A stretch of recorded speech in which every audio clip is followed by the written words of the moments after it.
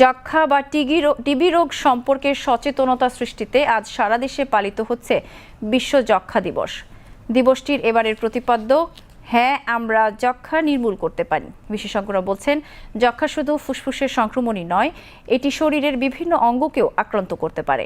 সঠিক সময়ে রোগ শনাক্ত করে চিকিৎসা গ্রহণ করলে এই রোগ ভালো হয়। রিপোর্ট শরীফুল ইসলামের। গাইবান্ধার রফিকুল আলম যক্ষ্মায় আক্রান্ত হয়ে দীর্ঘদিন ধরে চিকিৎসা নিচ্ছেন জাতীয় বক্ষব্যাধি ইনস্টিটিউট ও হাসপাতালে। তার মতো আরও অনেকেই এই রোগে আক্রান্ত হয়ে চিকিৎসা গ্রহণ করছেন এই হাসপাতালে। ঠান্ডার সমস্যা, ঠান্ডা থেকে ওনার যক্ষ্মা ধরছে, শ্বাসকষ্টের সমস্যা আছে, খাওয়া দাওয়া করতে পারে না, আর খুব রক্ত যাইত আগে। এখন ওষুধ খাওয়ার পর রক্ত বন্ধ হয়েছে, কিন্তু শরীর খুব দুর্বল হয়ে গেছে। আমি গার্মেন্টসে কাজ করতাম, ওখান থেকে কাশি হয়েছে, কাশির থেকে নিউমোনিয়ার থেকে এই টিবি রোগ ধরা পড়ছে। হাত পা ফুলে গেছিল, অনেক অসুস্থ হয়ে গেছিল। তারপরে এখানে আনছি, আনার পরে চিকিৎসা দেওয়ার পরে এখন সুস্থ মোটামুটি। বিশ্ব স্বাস্থ্য সংস্থার তথ্য বলছে, বিশ্বের ৩০টি দেশে এই যক্ষ্মা রোগের প্রকোপ বেশি। তার মধ্যে বাংলাদেশ অন্যতম। দেশে 10টি রোগে মৃত্যুর অন্যতম কারণ এই যক্ষ্মা, যা অনেকের কাছে টিবি রোগ নামেও পরিচিত। এই রোগে আক্রান্ত ব্যক্তির হাঁচি কাশি থেকেও ছড়াতে পারে যক্ষ্মা রোগ। পরিবেশ ও বায়ু দূষণ, ধূমপানের অবাধ ব্যবহার, আবদ্ধ ঘরে বসবাস এই রোগের আক্রান্ত হওয়ার কারণ বলছেন চিকিৎসকরা।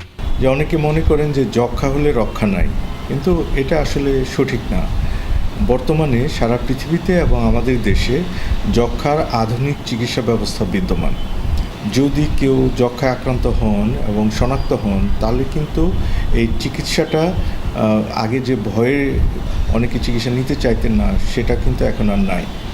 কিন্তু যক্ষ্মা ডায়াগনোসিস করা, শনাক্ত করা, এটাই হচ্ছে এক ধরনের চ্যালেঞ্জ। দীর্ঘমেয়াদী জ্বর, শ্বাসকষ্ট, ক্ষুধামন্দা, ওজন কমে যাওয়া এই রোগের অন্যতম লক্ষণ উল্লেখ করে 2 সপ্তাহের বেশি কাশি ও জ্বর হলেই স্বাস্থ্য পরীক্ষা করার পরামর্শ বিশেষজ্ঞদের। যক্ষ্মা শনাক্ত করার জন্য যে ব্যবস্থা, সেটা কিন্তু আমাদের দেশে আছে।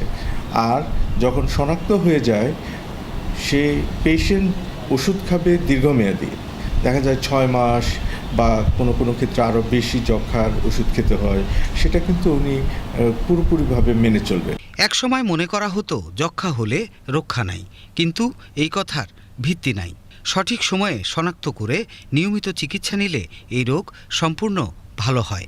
জাতীয় যক্ষ্মা নিয়ন্ত্রণ কর্মসূচির আওতায় দেশের সকল হাসপাতাল ও বিভিন্ন এনজিওতে মিলছে বিনামূল্যে এই রোগের চিকিৎসা সেবা।